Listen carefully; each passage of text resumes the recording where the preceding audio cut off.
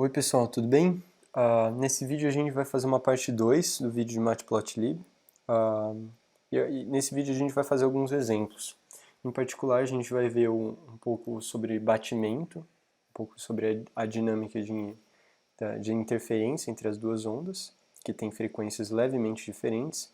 E por fim vamos ver o diagrama de Bode, fazendo o diagrama de Bode dos circuitos passa alto e passa baixo RC. Então vamos lá.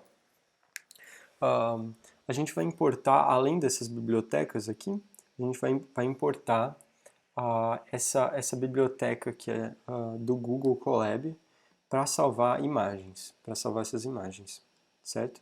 Então vamos lá, vamos fazer um gráfico de batimento que seja igual a esse aqui, tá? Ou seja, um gráfico que dê para mostrar bem essa relação entre a onda 1 e a onda 2, né?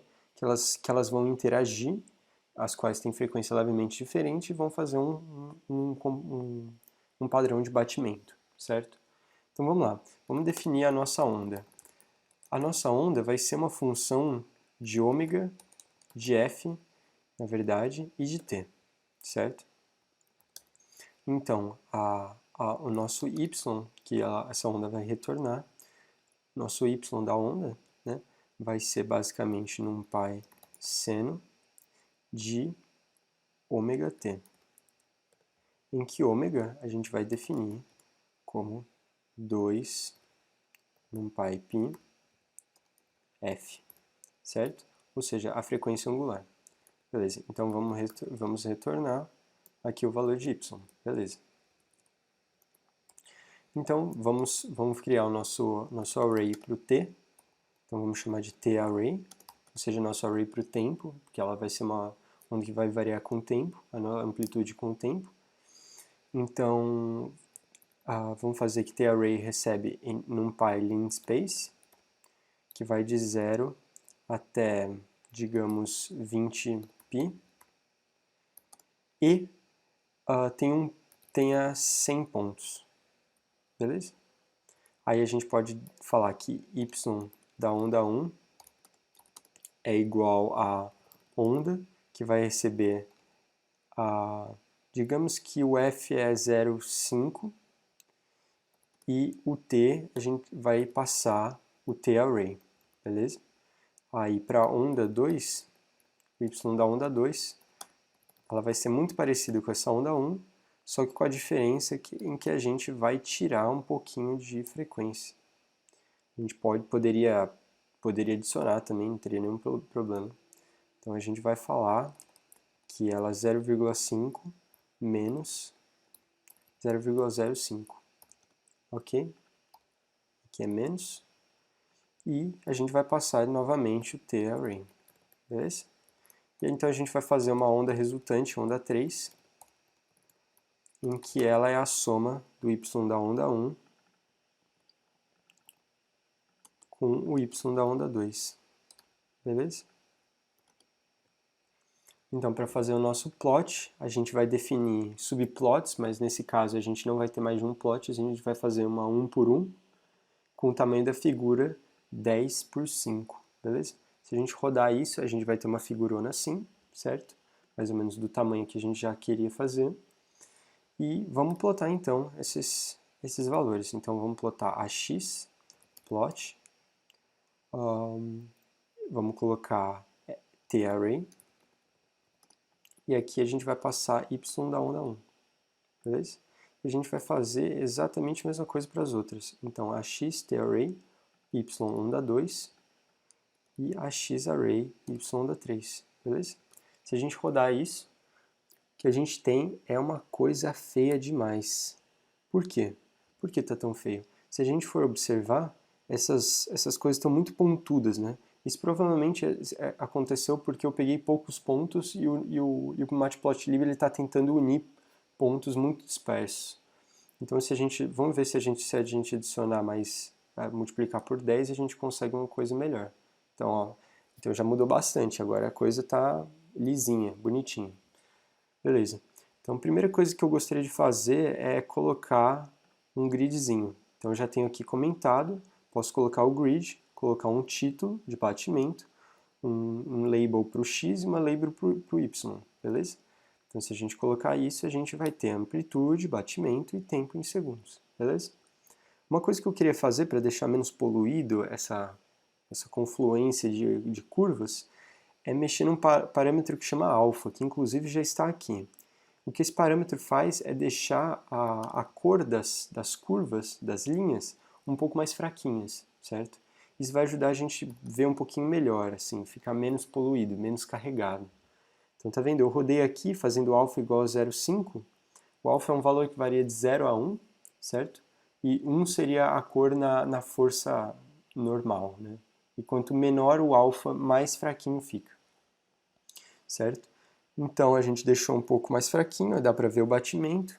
Eu particularmente não gosto muito desse verde, então a gente pode fazer color igual a black, a string black. Ele já entende que é preto, certo? Então fica um negócio preto. Então, portanto, a gente tem o gráfico que a gente queria fazer. Então a gente observa muito bem que aqui tem regiões, por exemplo, para quase 10 segundos, para exatamente 10 segundos na verdade, a gente tem uma interação totalmente destrutiva entre a onda 1 e a onda 2, e para 20 segundos a gente tem uma interação construtiva, certo? A amplitude aqui é 1, a soma delas vai até 2, beleza? A mesma ideia da lâmpada de sódio, beleza? Então, beleza, vamos lá para a nossa transmitância do circuito de passa baixa e passa alta. Então a gente tem dois circuitos aqui, passa alta e passa baixa. Esses são os circuitos RC, ok? Então a gente vai definir a resistência e a capacitância, resistência de 1000 ohms e a capacitância de 0,22 microfarad. E a gente vai definir as impedâncias. A gente já sabe do outro vídeo, do segundo vídeo de funções, que a impedância do resistor é basicamente R e a do capacitor é uma função complexa, ok? Então a gente pode definir a nossa função transferência, vamos definir a nossa função transferência para o circuito primeiro passa altas, certo? A gente sabe que a função transferência é Vout sobre Vin, ou seja, V2 sobre V1. E a gente sabe que se trata de um circuito em que a corrente é a mesma, para ele inteiro, então a gente tem que o cálculo de H vai se resumir a razão entre as impedâncias, ok? Então vamos fazer que H, como H é uma função das impedâncias, H naturalmente é uma função de ZR, e é uma função de ZC, e ZC por sua vez é uma função de FC, certo? Então vamos definir aqui a nossa função de transferência, então vamos falar Hzinho vamos fazer primeiro por passa altas, então ZR sobre ZR mais ZC, certo? E ZC, a gente vai passar aqui dentro, ZC vai receber o que Zczão C retornar. Então F e C, beleza? E o que a gente vai fazer é retornar o valor absoluto de tudo isso, ok? De Hzinho. E similarmente, a gente vai fazer uma função transferência também para o circuito passa baixas, certo? Então a gente vai falar assim, ó, def H2, para diferir dessa função de cima, que naturalmente vai ser uma função de ZR, F e Czão, certo? De novo, Czinho vai receber o que Zzão C expelir, beleza? E a gente vai falar que Hzinho agora vai ser Zczinho dividido por Zzão R mais Zinho C, beleza? E o que a gente vai retornar vai ser o valor absoluto disso, beleza? Fazendo essas funções de transferência, então, a gente é capaz de fazer os arrays que vão determinar esse gráfico que finalmente a gente espera que fique desse jeito, certo? Então vamos lá. Então vamos definir os arrays. Então vamos definir um array de frequência em que a gente vai fazer como linspace vai de 10 até 10 a sexta e vamos fazer 100 pontos, beleza? O segundo array que a gente vai fazer é fazer um H-array para receber o nosso H do passa-altas, certo? Então a gente vai fazer que H-array vai receber o que a função H retornar, e a gente vai passar como argumento f-array e c, além do zc, beleza? E a partir disso a gente vai construir, vai obter a transmitância, fazendo transmitância dB, vai ser igual a 20 vezes numpy log 10 de H array, beleza?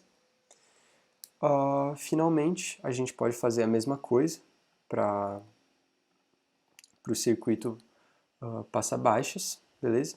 Só que dessa vez a gente vai chamar H2Array, que vai receber o que H2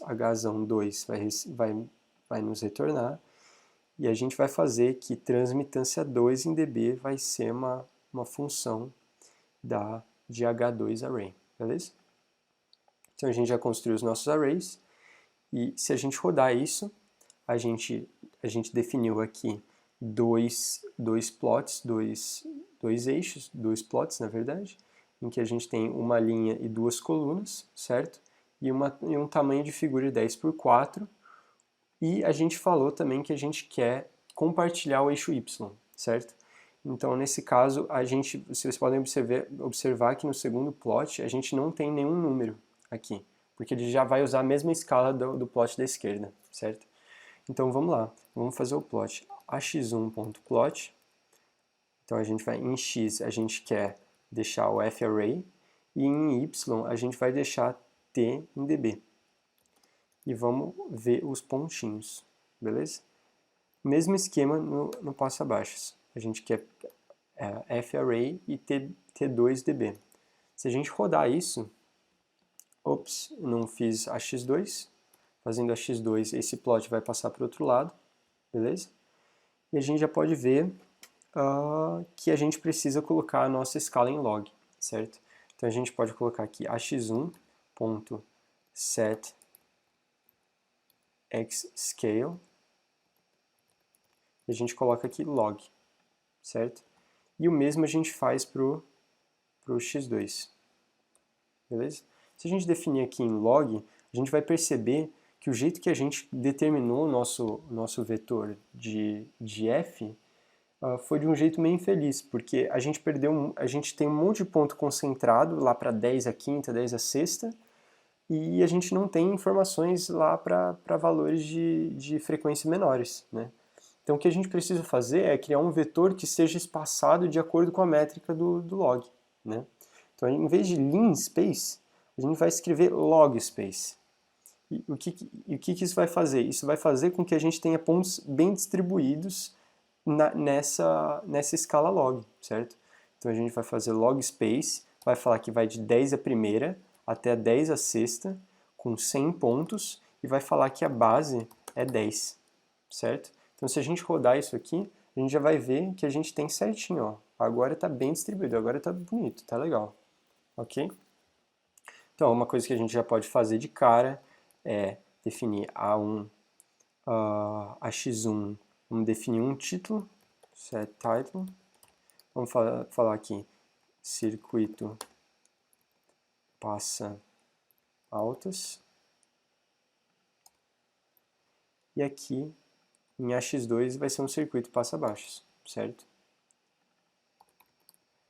Se a gente rodar isso, a gente vai ver aqui. Uma coisa que a gente pode fazer também é para deixar um negócio mais bonitinho, a gente pode usar uma função que vem do PLT que chama TitleLayout. O que essa função vai fazer é vai deixar tudo mais bonitinho, basicamente. Ela vai dar uma ajeitada. Então vocês podem ver que esse espacinho aqui do meio diminuiu e tudo mais, certo? Outra coisa que a gente pode fazer é definir o grid, certo? X2 grid. E a gente vai colocar esse negócio aqui, which, e vai falar both. Isso vai fazer com que o grid ele fique certinho na métrica do log, certo? Então beleza, ficou o grid aqui certinho. Se eu quiser eu coloco alfa igual a meio para ficar menos carregado, mas tudo bem. E aqui a gente pode colocar as nossas labels. setXLabel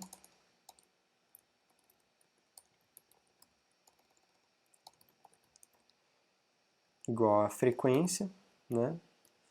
Certo? Ops. E no 2 também, setXLabel, frequência, beleza? Então basicamente essa é a ideia, tá bom? E naturalmente no eixo Y, eu esqueci de colocar o X aqui, por isso que não foi, naturalmente a gente faz o mesmo no Y, certo?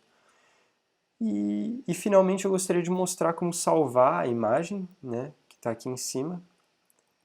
Para salvar a imagem, basta eu colocar aqui plt.savefig, usar essa função do PLT para salvar imagens, definir um nome para o arquivo e falar files.download e colocar o nome do arquivo que eu salvei. Então, se eu rodar isso, ele vai processar aqui, fazer o download e já vai entrar no meu desktop, tá bom?